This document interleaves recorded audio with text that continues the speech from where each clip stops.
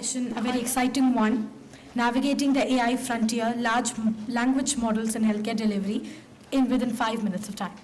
I request all the speakers to please be ready.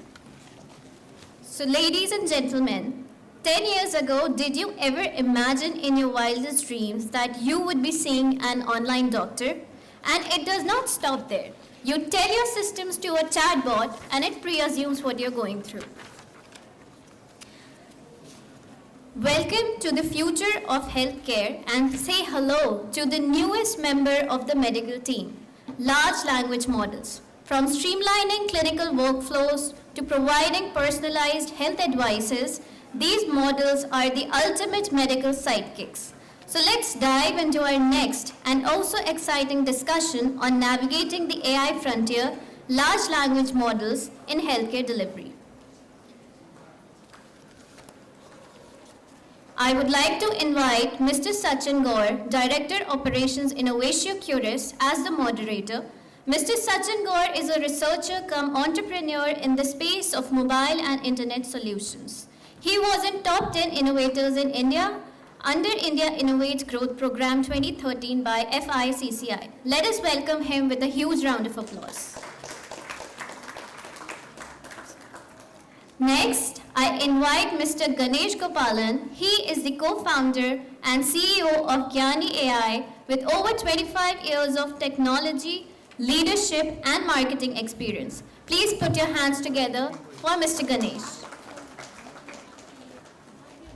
I would like to invite Dr. Tavpratesh Sethi, a physician scientist and an associate professor of computational biology at IIIT Delhi.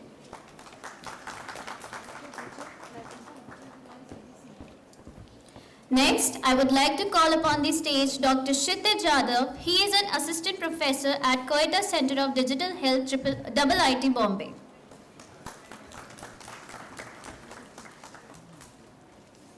I would like to invite Dr. Surankar Datta. Dr. Surankar serves as a senior resident at AIIMS Delhi. Welcome, sir. Please put your hands together. Next, I would like to invite Dr. Amit Raj. Dr. Amit is the medical director at Plexus Medcare with over a decade of experience as a dedicated cardiologist. We welcome you, sir. And at last, I welcome Dr. Vijay Agrawal, President at Consortium of Accredited Healthcare Organizations. Put your hands together for Dr. Vijay.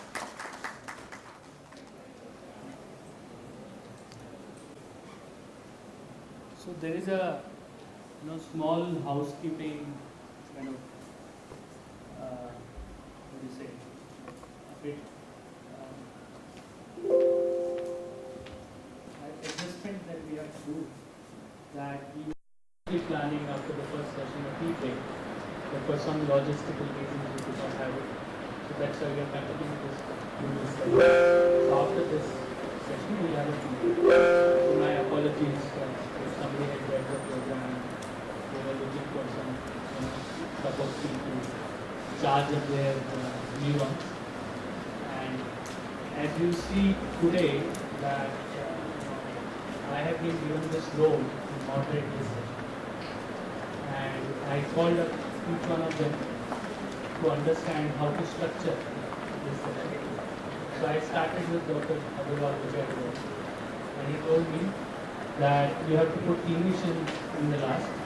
First get the tech guys to speak, then get the research guys, and then he will comment along with Dr. Amit Raj that is it possible or not, or are we meeting their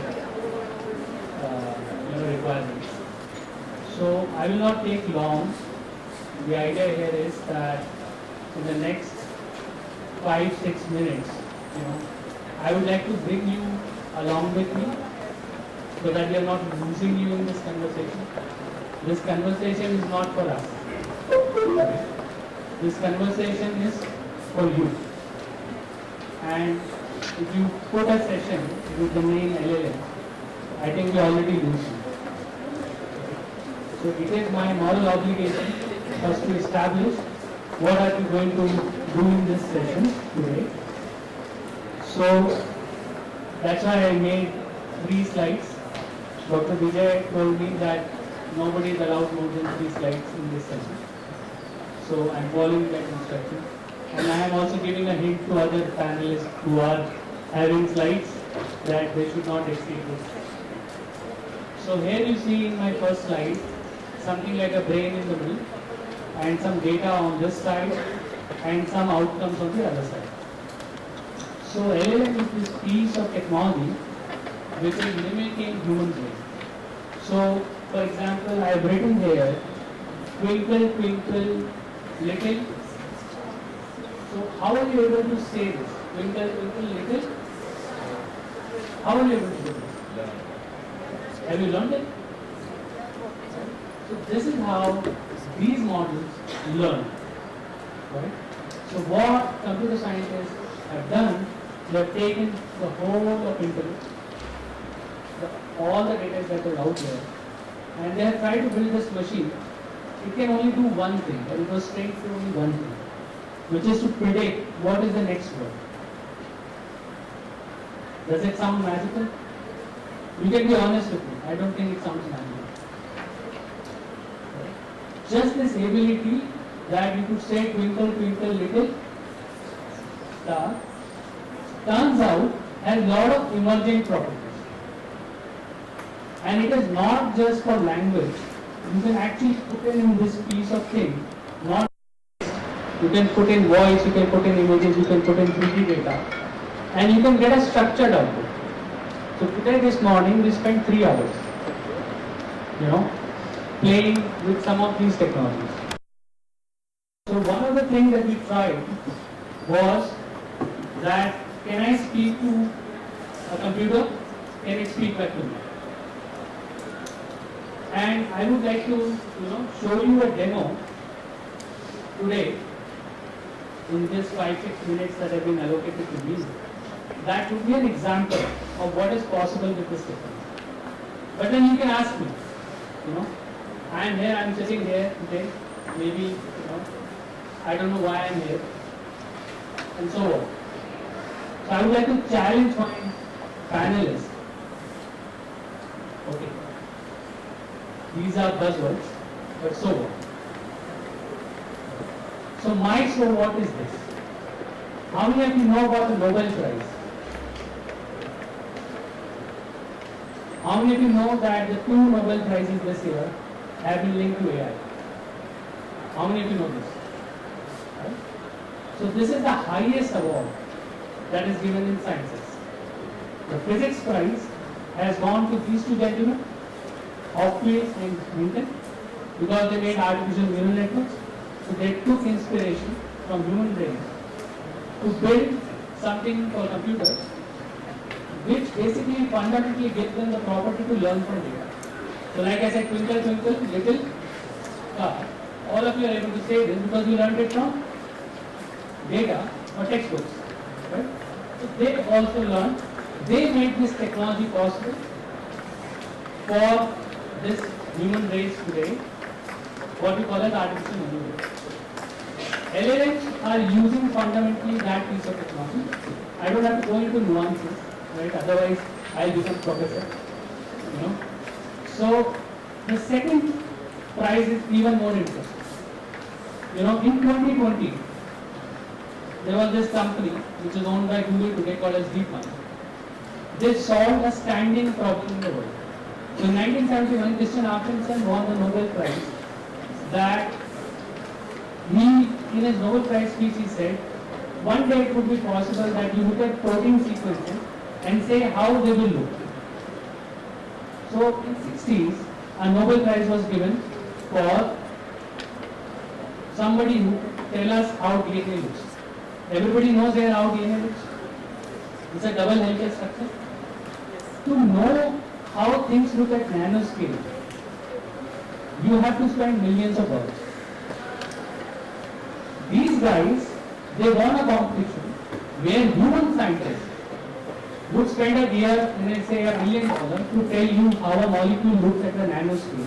They could tell you by running a program. That program was called AlphaFold. So this Nobel Prize in chemistry is given to 3 people, Baker and Hassabis So Hassabis is the guy from DeepL. I don't think ever in the history of Nobel Prize, a prize is given to someone in 4 years. Nobel Prize is such a big prize, it is only given for your entire body of work. Let's say you are about to retire. So can you get a Nobel Prize in 4 years? So at least where I live today in Norway, I think many people were placing bets that the Nobel, if it will be given to an algorithm, will be given to us. So this is my version of so what. So if we question ourselves again, why this session is important. Maybe there is a lot of mumbo jumbo, right? Let's forget the mumbo jumbo. Let's forget that one. Right? If we can understand, let's say, the importance of electricity in our life, the importance of other very basic things that we take for granted, intelligence or the era of reasoning is coming because of these technologies. And any of you here cannot survive in your profession if you are not going to adopt these technologies. Right? So again, going back to my panelists, my challenge for them is that if we don't lose the audience today and keep it to sober. Right?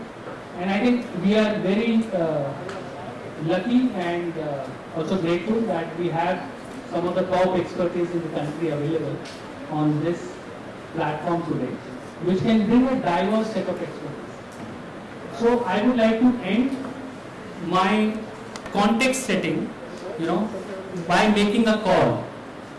So let me try this.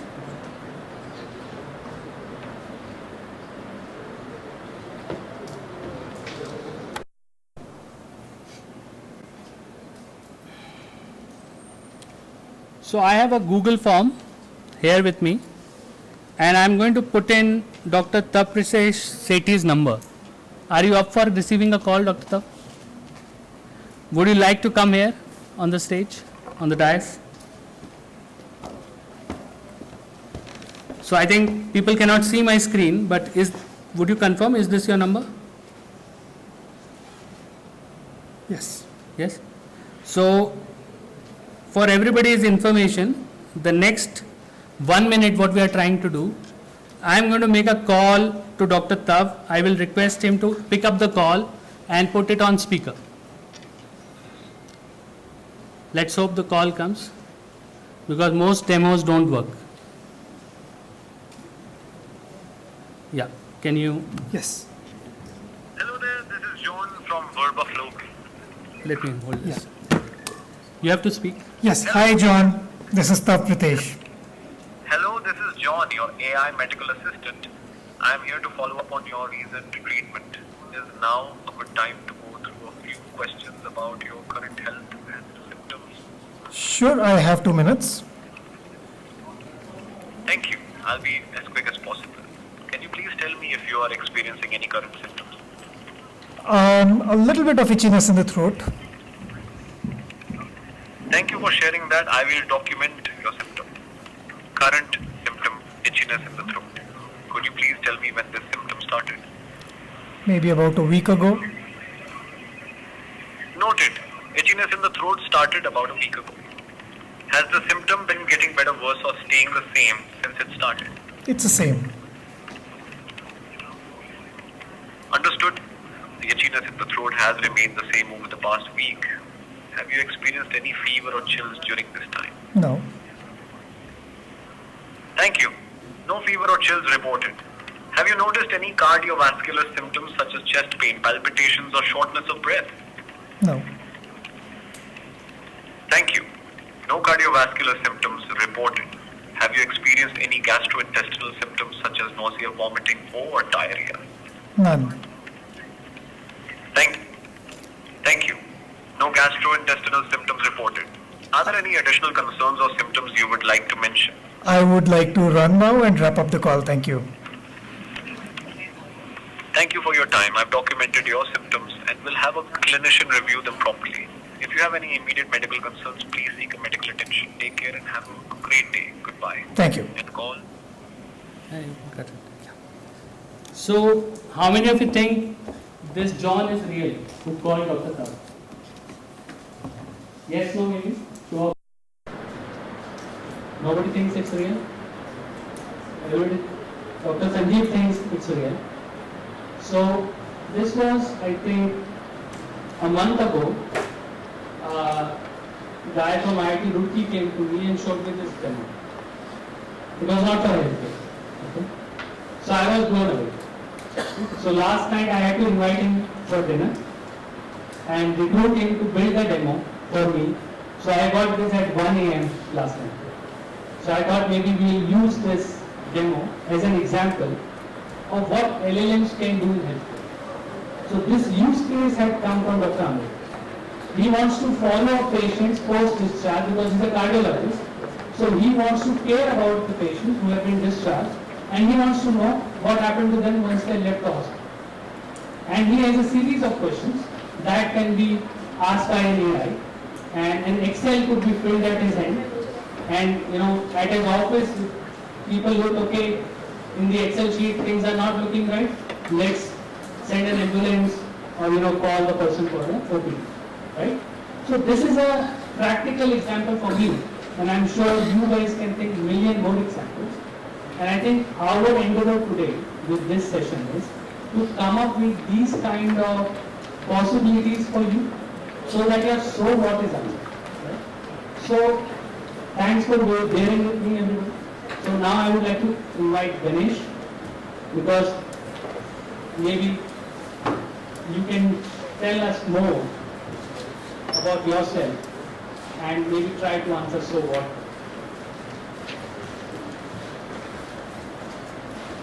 Right. Good afternoon, everybody. Wish I had a bot making this presentation for 1,000 people. So good afternoon, everybody.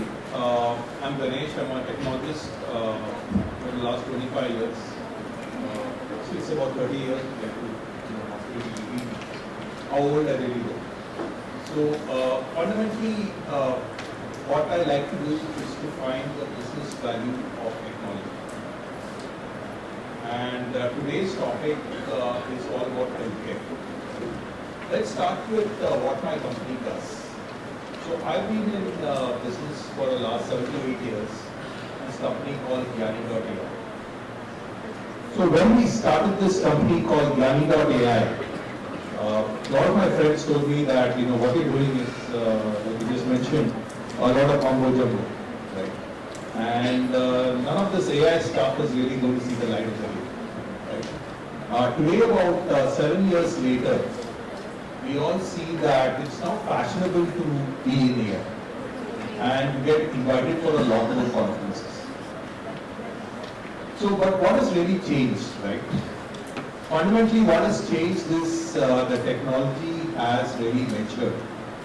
And before talking more on the technology, I will start by talking a lot of the use cases that we work on in healthcare. Right? I think we had a really good example of a use case, for understanding what a patient, the feedback from a patient, right, post the consultation. But there are many, many other use cases that, for example, we work for. First and foremost, let me talk about something very exciting and close to my heart. Right? So when I started this whole AI business, I never really imagined that this would have an impact on things like mothers' mental health. Right? I couldn't see the connection. So I think about a year or so back, we got in touch with an NGO, right, who's doing an intervention experiment, right? And this is to improve the nutrition of mothers in the first, what's called the 1,000-day program. Right? And it's very exciting for us to participate in this. So really what's happening here, right? The overall goals of the program were simple. Take a small village in Uttar Pradesh, okay? The people here speak a particular dialect of Hindi, not the Hindi that we speak probably in Delhi or Gujarat. Now, for this segment of mothers, can we improve the nutrition and the end goals of maternal health as well as infant health. Right? And the way we went about this program, and it's an intervention, right? So this is a program that spanned across firstly about, I think about 2,000 BWW, that's about Anganwadi workers, a bunch of ASHA workers, right? And the whole purpose of this program was, there would be the heart of the program was a voice bot, similar to the voice bot that we just saw today. But there would be differences in it. So the voice bot has two major, I would say two major components. One would be an inbound voice bot. The inbound voice bot would be, let's suppose a mother has some questions, right? How do we answer those nutritional questions, right? These are questions about pregnancy, questions about during the lactation phase, and questions during the infant phase, right? During the first hour phase.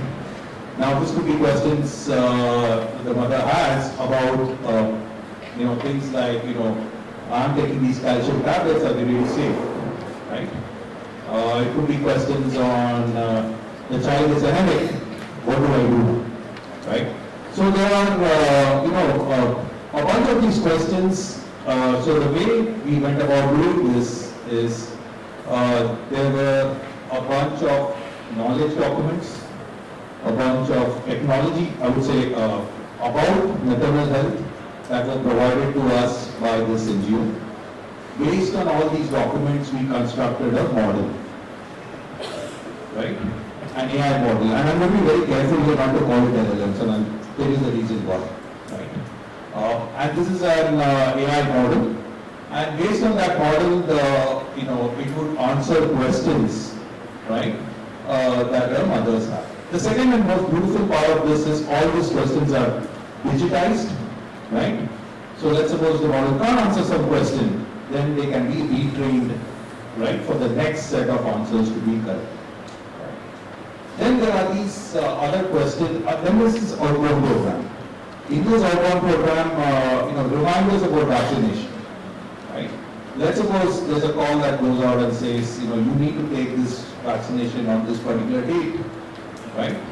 Now, it's while a static or a passive, like a channel to communicate, this won't work because every mother would have a doubt there. Is this the correct time to take it?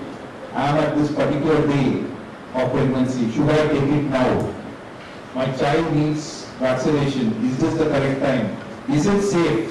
Is this vaccination necessary? So there would be these questions that the mothers would ask. And the answers are given by the bot. Right? Again, there will be some answers, maybe it's not trained for, which the bot may not answer. Right? And again, it would be retrained. Or in this particular case, we had a set of healthcare providers who immediately received the call in case the bot couldn't answer. So and we found some really good results as part of this program, where we answered more than 30,000 questions, right, that the mothers had. So again, I also want to monopolize this conversation too long, so I'll just point out a few things that are very unique about healthcare applications. AI is not a magic wand. It's not going to make doctors go away overnight, firstly. Right? The second part is what's going to really happen is the power of AI is going to be in terms of data collection and overall acting as a great co-pilot for the next few years. Right? In a lot of more basic examples, right? A lot of doctors and hospitals face problems with appointment bookings, right? It's not even getting into clinical, it's not even getting into any sort of diagnostic stuff. So there are basic problems hospitals face in, say, appointment booking, right? Basic problems hospitals face in getting feedback about the customer experience, right? All of these are programs that we currently do for customers all over the world. So there are bots, and depending on the culture of the country, it could be voice-based, it could be text-based. In the US, it's a lot on iMessage, right? In India, it has to be voice in our own language, right? and these would capture the information, right? And there could be models, AI models that again work on this captured information, right, to provide additional insights. So Ganesh, could you mention the scale that you are operating? So just a bit of idea on the scale, just to say that AI has arrived, right? And also voice bots have arrived in India, right? So we do more than 10 million automated conversations on a daily basis, right? At the peak, we did more than 30,000, I would say 40,000 concurrent conversations. By concurrent, I mean like 40,000 conversations every second. Right? So approximately 10 million conversations on a daily basis, that's about 1 crore of conversations. In some days of the month, we do 4 to 5 crores of conversations. So there is an ability to scale these conversations. There is an ability to track what happens right or what happens wrong. Right? And just a point that I'd like to mention, because the topic of today's conversation was LLMs. I'd just like to say that the future of AI, especially for healthcare, is what we call as SLMs. Right? And these are actually small language models. Right? The reason is that, as you will learn and you'll probably hear more from the medical fraternity, that there are a lot of problems with LLMs and it's very dangerous. Right? What if you get wrong results? What if there are wrong diagnostics that it offers? So how do you reduce the risk of all this stuff? Okay. So we, for example, in the US market, we work with a very large program, right? We work with, for example, it's called Overmark Care, right? And we help to, we have a model for healthcare. And this is an SLM model, a typical LLM model, just to add some more numbers over here finally, is typical model is at least say what they call as minimum of 7 billion parameters, right? Our model is started with just about 1 billion parameters and today it's about 3 to 4 billion parameters. So it's a small model, solves the problems of security, solves the problems because this model can be put on customer's cloud, solves the problems of latency because one problem is latency. You don't want a person to be asked and answer to come 3 seconds later, right? And most importantly, accuracy, which is very important for them, right? Because it's trained or biased towards healthcare problems, the data that is relevant for the healthcare industry, and can be further tuned for a specific hospital or for a specific, geodemographic. Right? So I'd like to conclude here, so SLMs or small language models have a great role in the healthcare industry. Thank you. Thanks, Ganesh. I think 10 million is really commendable. So thanks for joining us here today from Bangalore. And I think you will find both to your left and right a lot of potential to collaborate because we need this technology what you are building, but also for the use cases that what your fellow panelists may be offering to you. So Ganesh also introduced one more jargon, SLM and LLM, and then he talked about billion parameters. These numbers don't make sense, right? So just as a quiz, how many billion parameters are in our head? So if you were to compare the human brain with a neural network, like artificial neural network, does anybody know how many parameters human brain has? If you were to compare, you know that brain is made of neurons. So do you know how many neurons? Anybody? So the number of neurons we have is around in billions, but what Ganesh talked about is parameters. Right? So these neurons have tentacles which connect. So when this wiring is connecting, that's what we can call as parameters. So our brain, in terms of complexity, is still 100 times more complicated than the most advanced neural network that we have. Because neural networks are still in billion, we are in trillion parameters when it comes to the complexity of the human brain. So without taking further time, I just wanted to bridge this I would like to invite Dr. Tavpratesh because he is also someone who has been working for quite some time in this space. Yes, over to you. Thanks, Ishan. Thank you for setting the context and amazing work, Ganesh, that you're doing. So my job is basically to give you more of a researcher, practitioner's perspective. My background is in medicine. I have both sides of training in both healthcare as well as in the computational side. So I hope I can speak to both the challenges and the opportunities that we have for LLMs in healthcare. So we work with the hospital settings for the last more than 10 years. I've been in this space for more than 15 years. So mostly with hospital settings like AIMS, VACs. More recently, we have started working also in the community health settings. Basically looking at the gaps that exist at the ground level. So many of us know about ASHA workers and the challenges that they face and the data drudgery that they have to go through. So language models, I would club both LLMs and SLMs together into language models, address this very critical need that we are a low resource country and we need more conversational tools to be able to bridge some of this gap that we have in documentation. So that's the excitement of the area, that there's an opportunity that we can bring some of the AI, specifically the language models, to address some of these gaps that we have in the current country at the moment. Not just the country, also the globe. But there's also, I would like to point out what are the challenges that we need to be aware of when we are transitioning AI into healthcare. So we've worked a lot with ICU settings. As I said, we worked for 10 years in the hospital settings, and a lot of data that we accrued with AIMS, for example, more than 1.5 million patient hours of continuous to data at every single second resolution from the ICU settings and corresponding text and so on. So the first opportunity that comes to us is, can we use language models to read these clinical notes and summaries and then start perhaps understanding what may be the future trajectories of this patient look like, right? Can we start making predictions about the future? The second opportunity is, can we start labeling some of this text in a better manner where we can, because somebody may write diabetes, somebody may write diabetes mellitus, especially when we, and if you go to the ground setting, they may even write sugar, right? So those are the realities that we currently have. So we need these mappings to exist, right? What we call interoperability. So that's the second opportunity for language models to actually bring in some level of interoperability.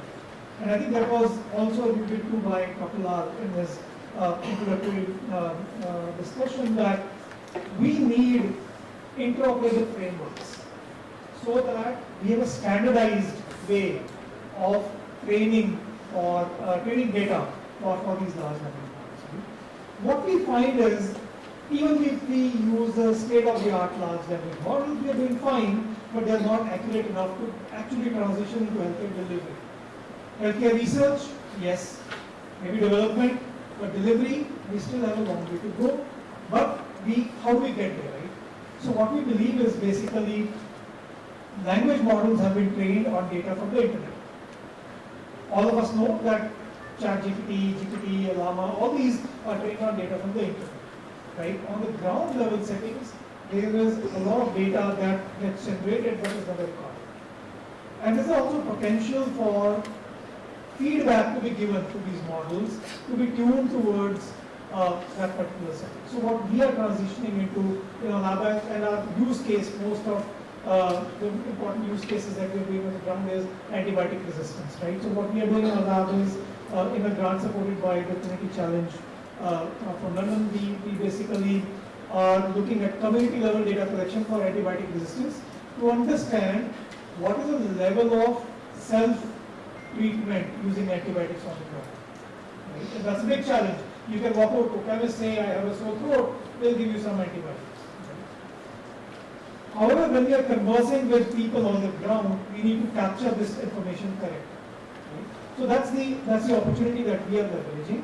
We also understand from our own research that as language models, we are not there yet to accurately capture. So what we are trying to build now is something called reinforcement learning human feedback, that a certain setting should be able to fine-tune the language model towards that kind of scenario. Right? If I'm a small clinic, I should be able to fine-tune the language model, which can be any large language model or small language model to my particular use case. Right?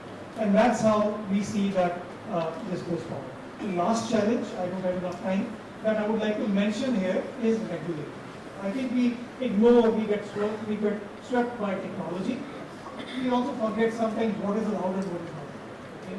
So the regulatory challenge around the use of LLM and AI. So first of all, I don't believe that AI is going to replace doctors. Doctors are always going to have the sign-off part. They will sign off whether this radiology report is correct or not, whether the prescription that I'm giving you or the doctor is giving you, you should take or not, and so on. So human sign-off from the doctor will always be part of the picture, even if AI is serving them some of these recommendations, right? So the regulatory compliance basically does not allow automated, like autonomous level services, right? And that's something we need to remember as what is allowed and what is not allowed. So how can we build this in this collaborator as co-pilot mode, as Ganesh said, into the system is something that we are very much excited to discuss and transition into. So with that, I'll pass it on to back to Sachin. Yeah, thank you, Dr. Kar. So may I request now Kshitij to compliment as a researcher.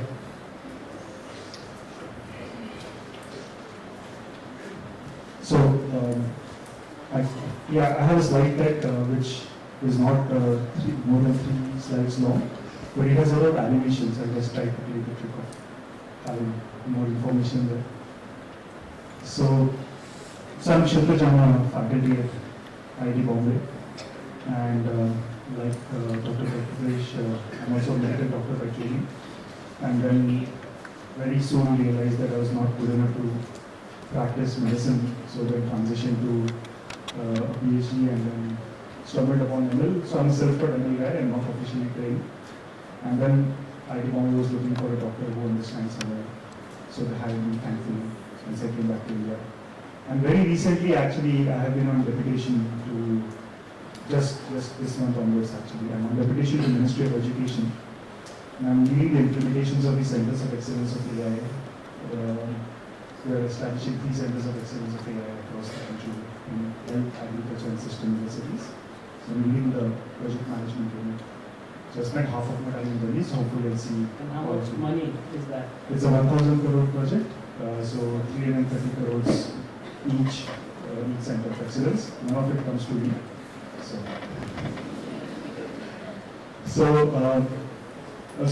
Giving you a researcher's perspective, I thought I'd walk you through some of the 3 problems that in my short duration as an assistant professor at IIT Bombay, I worked on these 3 problem statements with my really smart kids.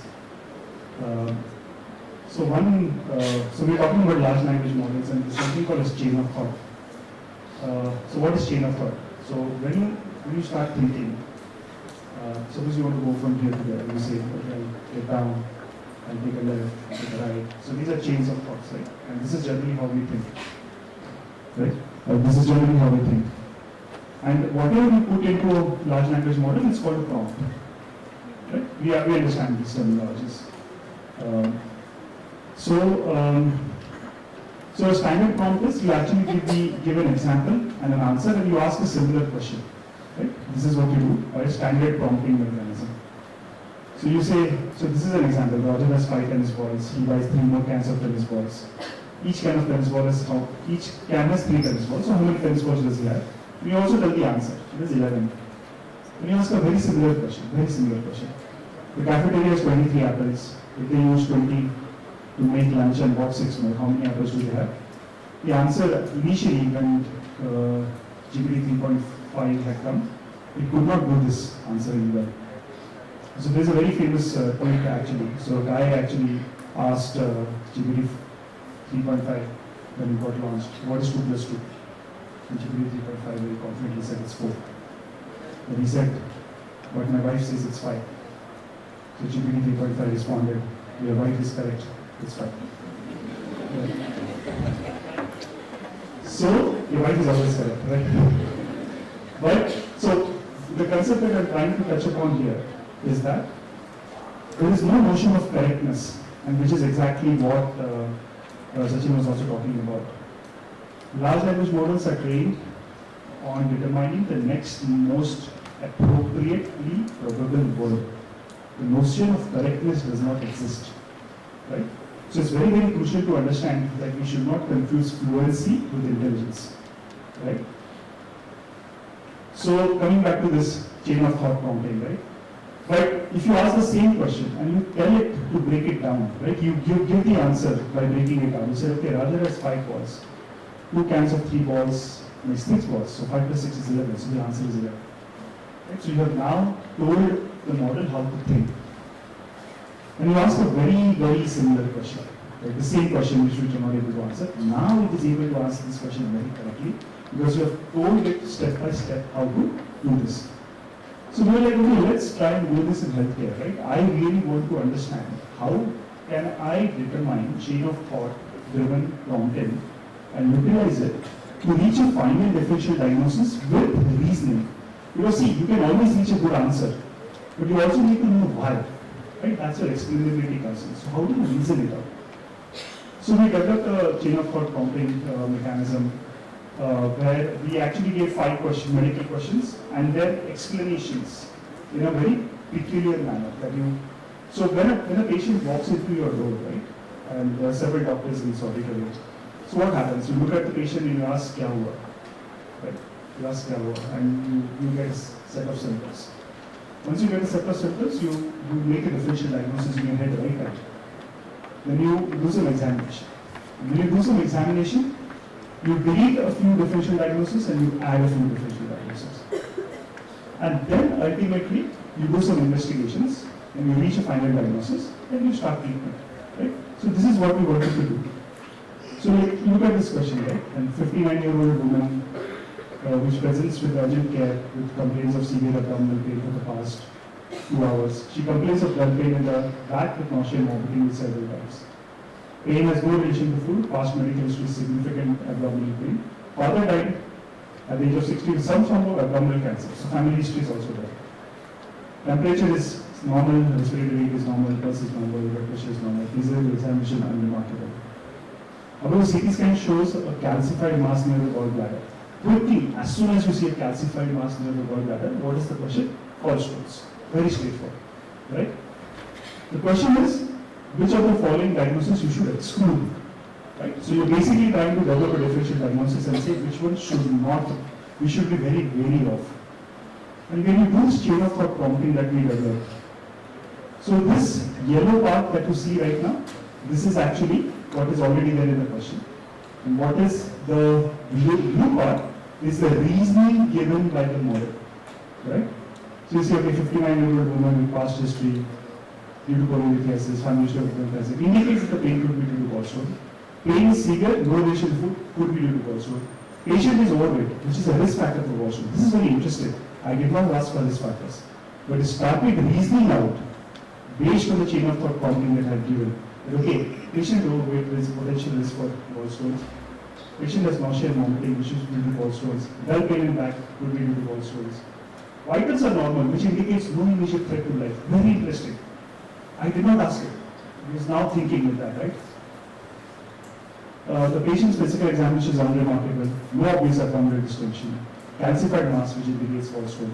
Since the patient has a history of recurrent abdominal pain due to cholelithiasis, is this acute cholecystitis? So the diagnosis to exclude, because you have family history of cancer, is gallbladder cancer. So you see, you are step by step reaching the final answer. Now, are you going to use this in clinics? Absolutely not. Right? Because we cannot do that in clinics. But where we are trying to develop this is, when I was trained as a doctor, right, nobody taught me chain of thought reaching differential diagnosis. I actually followed a doctor on the rounds, and being the tallest guy used to be the furthest. I was actually when I saw the patient, and the doctor is observing the patient, right? But I learned by observation. But there is no standardized way this is taught in medical schools, right? And this is the tool that we are trying to develop with Maharashtra University of Health Sciences. That okay, we will have this multi-turn conversation. So students get to learn this virtually as to how to reach a particular differential diagnosis. So this is one use case. Second is extracting information. We talked a lot about this extensively. So we actually deployed this at Gopalan and Gnani hospital, where there is a lot of medical jargon in discharge summaries. So we could just prompt it using large language models. We used Gemini here, and we could extract all the information that we wanted into from the discharge, anonymized discharge summaries. And one final thing that I would just like to talk about. See, I worked with this NGO called 10-bed ICU. So what 10-bed ICU does is that it takes, it actually goes to the remotest parts of the country, elevates the ICUs, sets up a telemedicine hub. And as soon as you set up a telemedicine hub, they realize that we are the most difficult problem, there are not enough doctors. Right? So you have now a very, very good ICU in the rural part of the country, but not enough doctors. So how do you address this? Now we also realize that ICUs are very regimented scenarios. If you look, there are 20 situations in the country with which you get admitted to an ICU. So now we do exactly what you are doing, sir. Like, this is done through augmented generation, which is a method utilized with large language models. So we have this set protocols. Now a nurse can ask those questions to this chatbot, and you can just get responses for your particular situation. This is still not deployed because this requires extensive testing, but these are the scenarios for a country like India where scale is very important. If doctors are not going to be sufficient, we will have to use such new technologies where we can answer at least repetitive questions, if not intelligent questions, right? So yeah, these are my 2 cents. Thank you.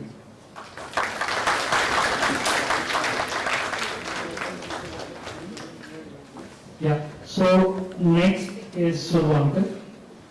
I had only met him or spoken to him a couple of days ago. He's the youngest in this panel. No. Are you? No. Yes.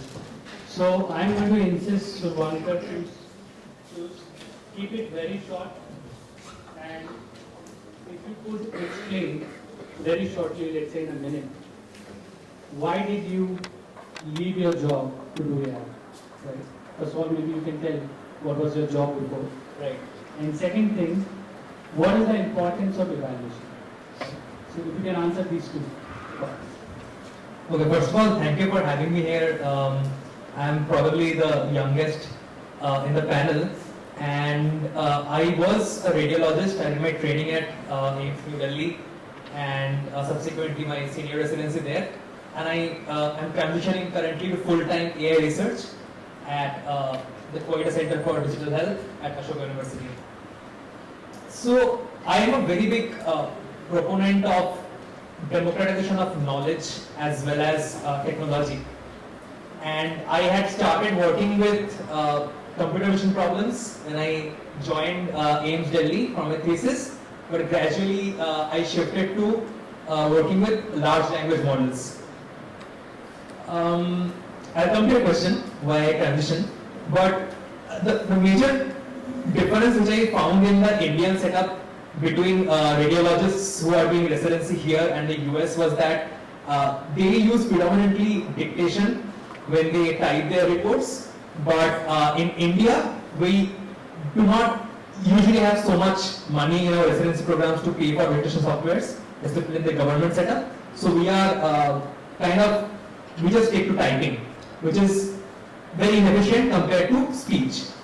So I was thinking, why not try out how we can do this thing better?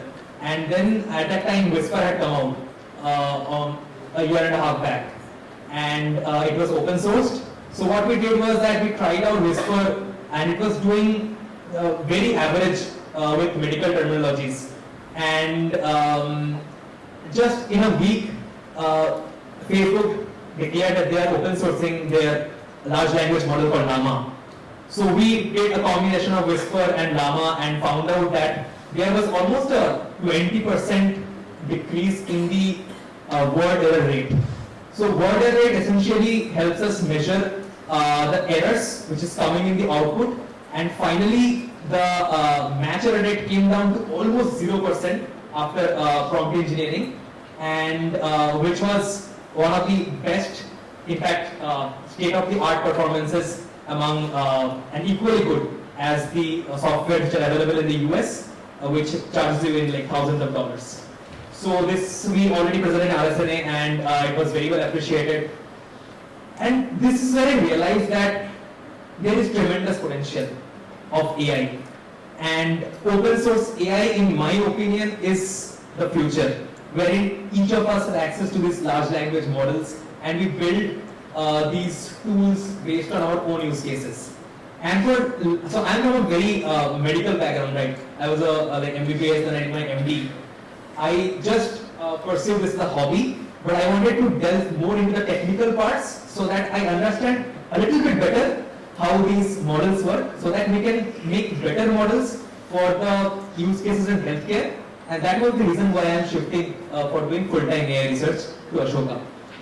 Coming to evals, so the reason why evaluation is important is that the large language models which we use nowadays do not always give the output which you want.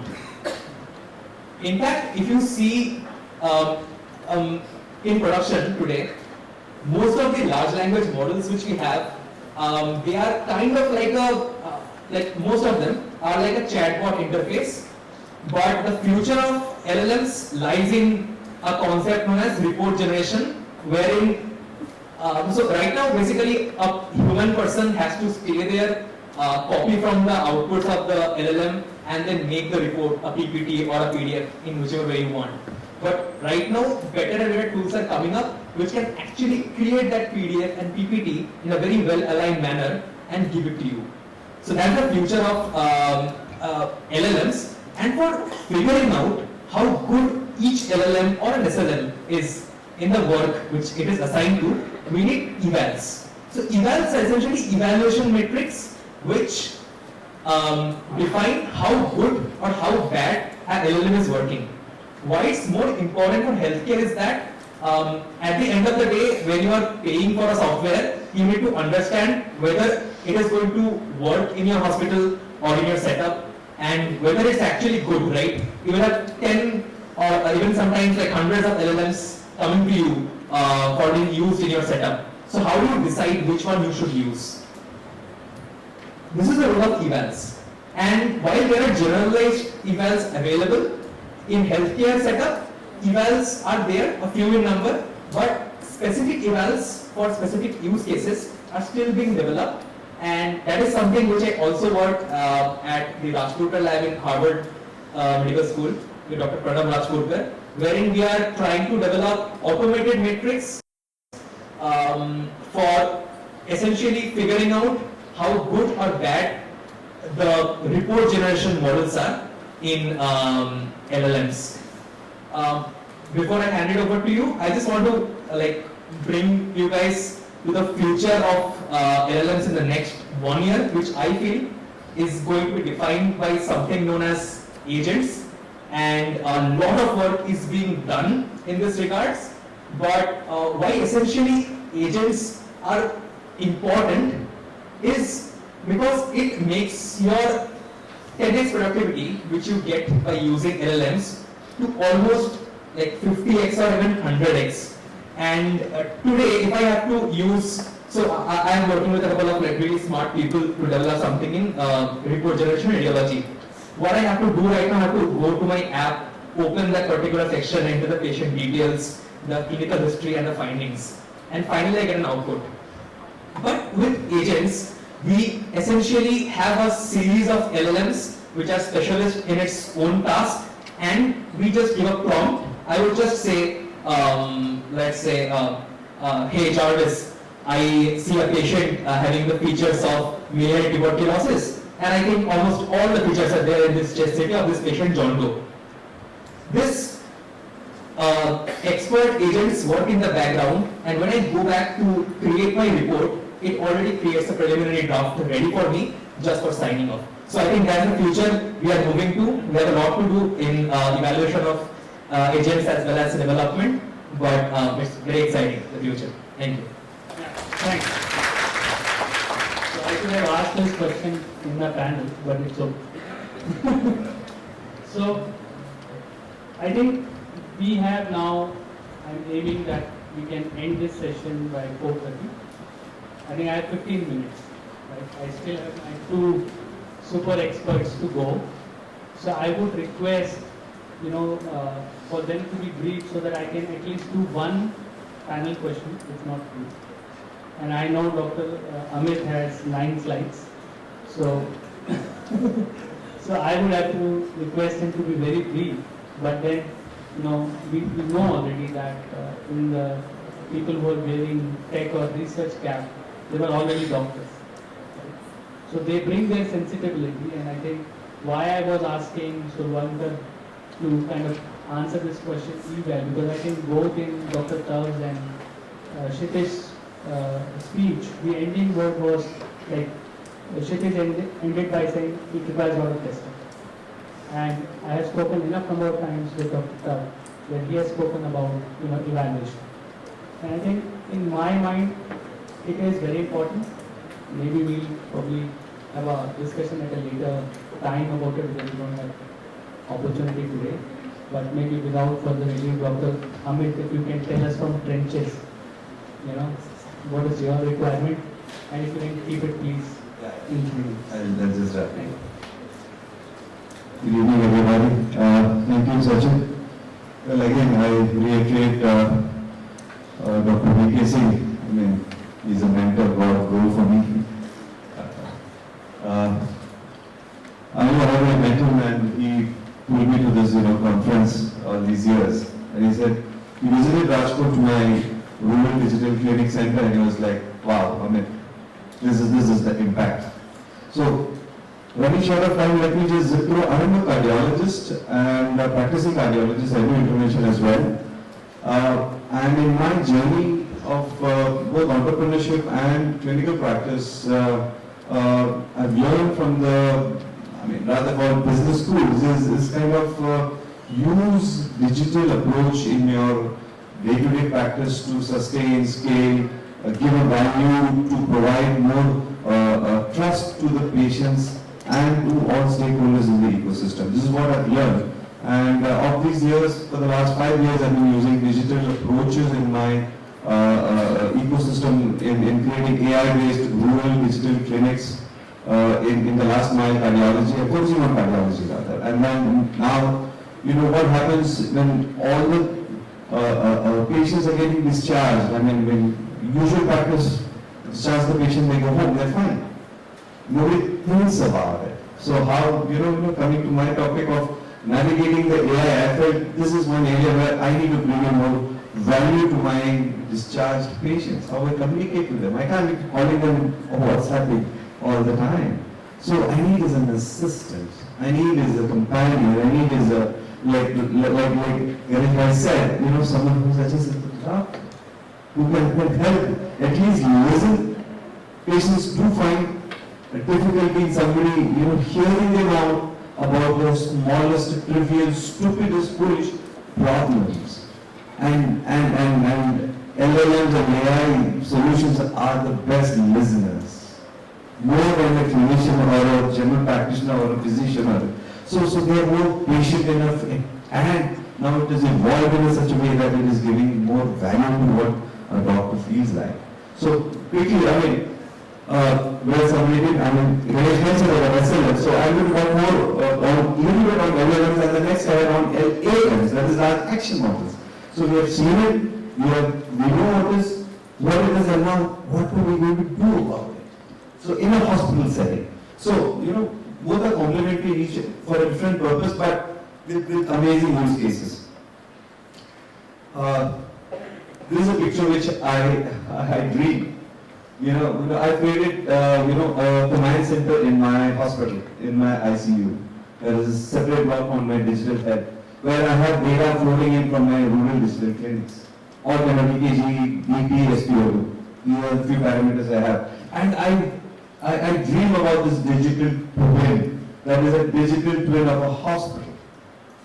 And then, digital itself is a gamut of services. So coming to LLMs, according to me, it's just simple GPT-based models designed to understand and generate human-like languages, and the applications would be, on use cases for me, we go on towards medical documentation and reporting, streamlining documentation, helping healthcare professionals, summarize patients, history, notes, transcribe conversations, and generate a concise report with accuracy and speed to the senior consultant. So it is going to add on to my, rather I spend asking the same question, the machine is asking the same question. And one we did data rather than the machine and language. Someone an avatar of mine coming to me with my own, English slang, and speaking in my similar words, and tomorrow you never know. What's going to happen? Just to add on, we started the first metaverse center experience center in the hospital, where I'm using metaverse in my ecosystem, in my prolonged stay ICU patients, and it is giving fantastic, phenomenal wow results. Patients are really happy. Doc, what are you giving me this? I'm in a different world. So I'm going to evolve that metaverse solution into a different platform using these tech, collaborating with techies around if somebody is here, getting the insights on the tech and what I need, bridging the need and the solutions that techies provide for a solution. And then clinical decision support. LLM can assist in decision making, but again, it cannot be a substitute for a clinical judgment by the physician. This is an important LLM can break down complex medical terms and conditions into simple language, making the patient understand in their simplest understandable language form, in whichever vernacular they are happy with. It will also help in the research and literature review. And the most important here is the virtual health assistant. I'm going to target this as my next startup. Already, the article I've been working on, this is going to really help me. Virtually assisting the cardiologist or the physician or the ICU specialist in this can interact with patients with preliminary information, basic information, and answer certain questions. Expect the answers from the patients and arrive at the differential, at least to ascertain the criticality. As a cardiologist, I want to see a patient doesn't go into failure post-op. Few doctors around. That's my primary concern. Oxygen doesn't go down. So by asking certain questions, this can help me. So this is a value add which I'm giving it to my patients. And this virtual assistant is going to be a patient can have this on their phone, on their tab, on their laptop. They will interact. They feel, wow, what technology is enhancing the trust between the patient and the doctor. And then quickly I'm wrapping up with large action models, where from LLMs we would move on to action. So workflow automation, robotics, then medication management, dispensing, remote patient monitoring, personalized health information. Sorry, I'm just zipping out. So, I can share these. So these are, commonest use cases which I feel as a clinician I need these. Tech to help my patients get the best out of technology and as well as best out of me. Sachin, I think I've covered within. We can share Dr. Amit's slide. He has a lot more to offer. That's the last moment. In just of time, we'll have to move. So I think Dr. Amit could have been easily placed in the tech camp, not in the clinician camp. I think my fellow panelists would agree, right? So maybe in the I'm not practicing. I just need to know that yes, both the tech and the clinical outcome needs to be complementing each other. So now I need to go to Dr. Vijay Agarwal and ask him, sir, does any of these impress you? Can you change your mind? Okay.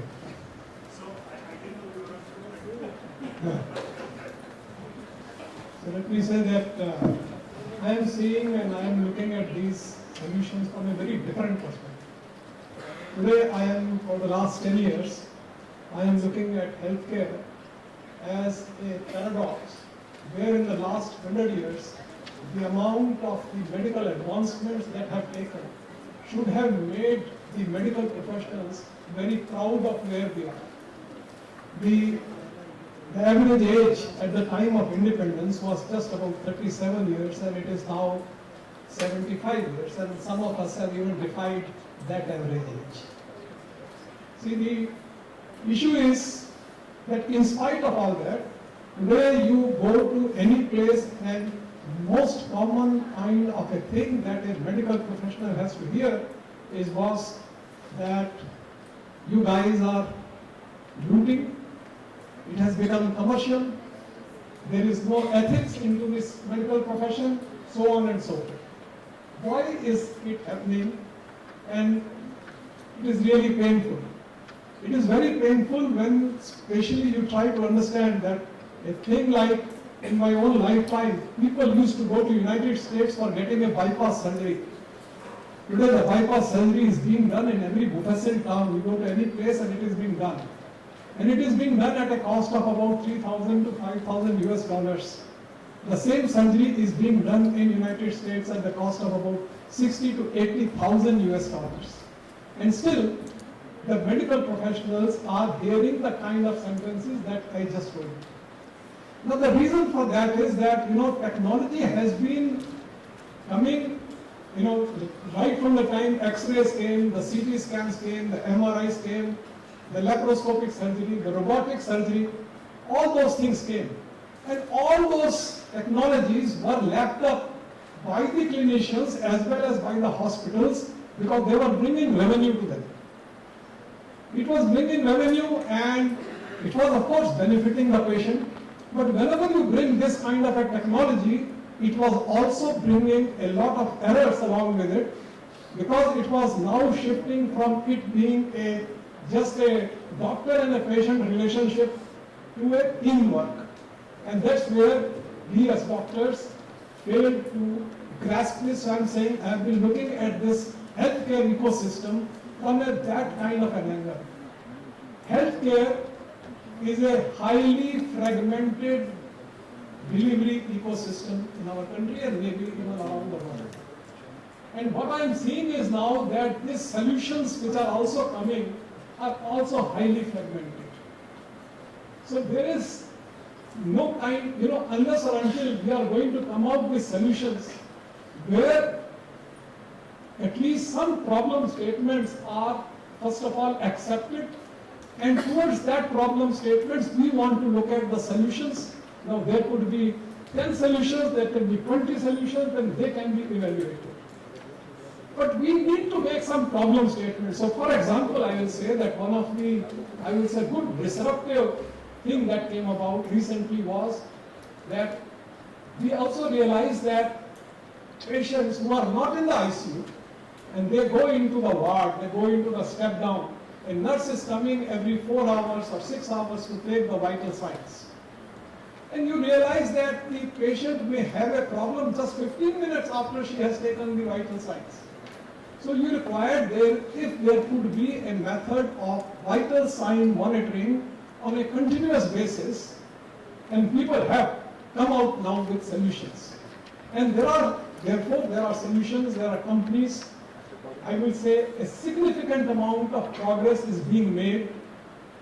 But I am saying that this, at least the hospitals should start understanding that there is a solution to address this particular problem statement. Now similarly, for example, today, what patients have today, actually speaking, a lot of these, I will say, the geeks, the experts, they don't require any inputs from the healthcare, because if you ask even the GPT or the Cloud AI, that alright, what can LLM do to address in the healthcare system, I'll tell you, it will give a beautiful list it will provide. And that's where they get started also. But it creates fragmentation. I am saying that, for example, there is an area today, when patient gets admitted, he wants to know what is the cost involved. So there is no method of financial counseling, because the kind of a person that you will require to give financial counseling will cost you lakhs of rupees. But I feel today with this AI, there is a data, because there are a number of pairs, the patient could be belonging to different kind of a pairs mechanism. There are different categories of admissions in the hospital. Then he has different, of course, inputs in relation to his physical condition. So can we try to create at least a draft financial counseling document which can be given to the patient? Similarly, I will say that second opinion, based on whatever our clinical decision support systems and all, what we have been talking is, we need to create a system where the community starts to trust you. Community starts to trust the healthcare ecosystem. So maybe some organizations, NGOs can come out that, all right, you have a problem. Based on all this, there could be a platform for a second opinion, a discharge summary. Now, all these are great examples of LLMs where they can be used. And so the point that I'm just trying to make is that I think there needs to be a brainstorming session, and then, for example, there would be many people who are now trying to create, for example, consent forms. You know, a patient who is undergoing bypass surgery or a knee replacement or this or that, everybody needs a proper consent, informed consent. Today, we can work on a consent form which is very elaborate and can be in many languages. It can be in an audiovisual format by the AI. So the areas are huge. So that's where, for example, I bring you greetings from my organization, that is CAHO, which is the Consortium of Accredited Healthcare Organizations.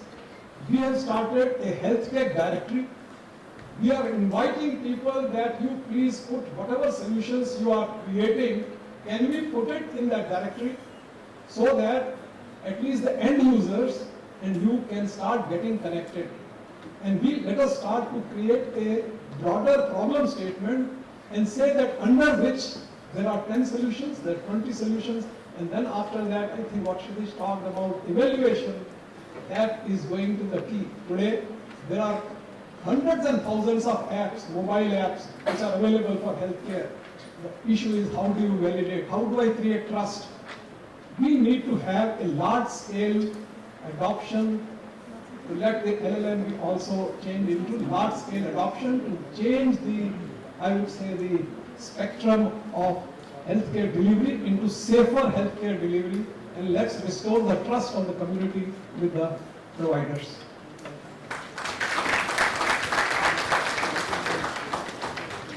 I think, sir, nobody could have better summarized than yourself. And you could bring this clarity of thought. We are now almost at the time slot, because I could very well spend 2 to 3 hours, with you guys, brainstorming and maybe building some kind of a, convergence on various topics. But I think each one of the panelists here will bring some deep expertise. I think the most important takeaway for me as a layman is that how can we take the wider audience here together? Some of you have made those choices accidentally or knowingly. It would be really enriching, for us to learn. If somebody has to be like Dr. Tao, what are the choices you make? Or to be like Kshitij, or to be like Ganesh, or to be like Dr. Amit, or to be like Subhasa, or to be like Dr. Vijay. Because I think a lot of people here, I feel even in this conference they get left behind, because there's a lack of vocabulary in the way we can articulate ourselves. But at the same time, we have a tea break right after. So I am not able to do justice in my role today. I'm sorry for that, because I could not bring out probably the nuggets from them because of the scarcity of time. But we will conclude this session here, and I will request my colleagues here to follow the rituals. But I would really encourage you that you should not feel shy. This is your opportunity that you have to catch them while they are there.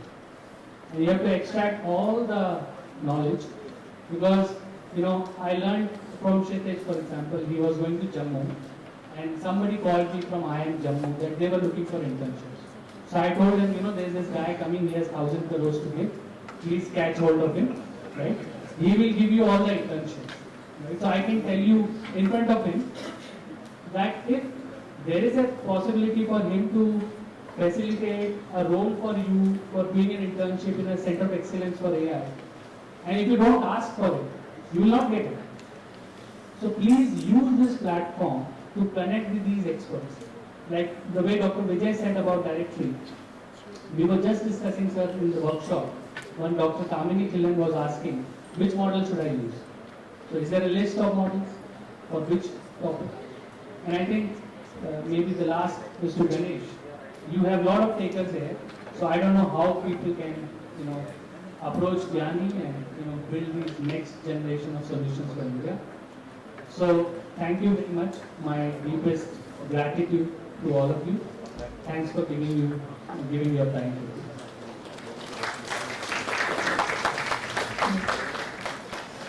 We have just explored the AI frontier and needless to say, but the future indeed looks very healthy. We'll be quickly moving towards the felicitation, and I request Mr. Sachin Gaur to please come forward and felicitate Mr. Ganesh Gopalan.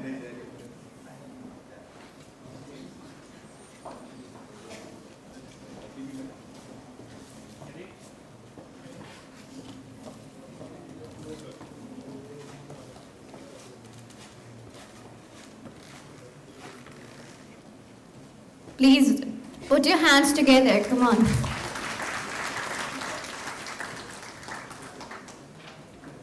I request Mr. Sachin Gaur to felicitate Dr. Tavpratesh Sethi. Please put your hands together. I know we are not so low on energy right now. There is still residual energy left.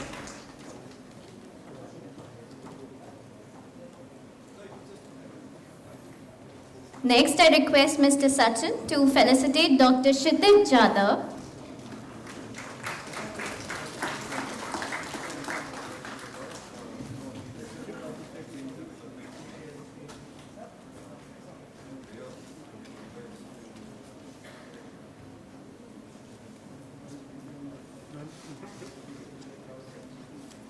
I request Mr. Sachin to felicitate Dr. Survankar Dutt.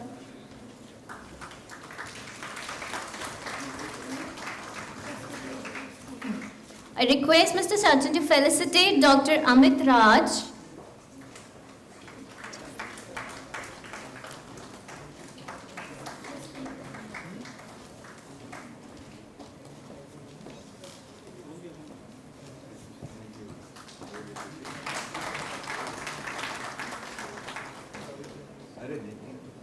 And then Dr. Vijay Agrawal.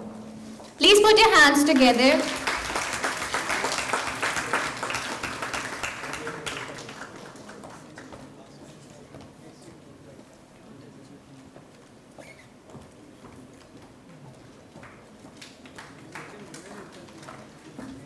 At last, I request Dr. Vijay Agrawal to please come forward and felicitate Mr. Sachin Gaur. Please put your hands together.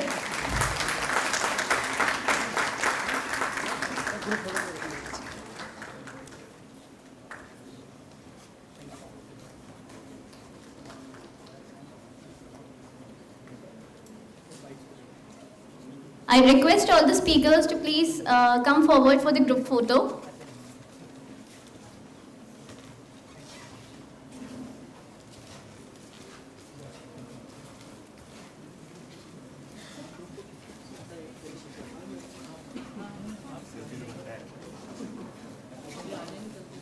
आगे board से देखना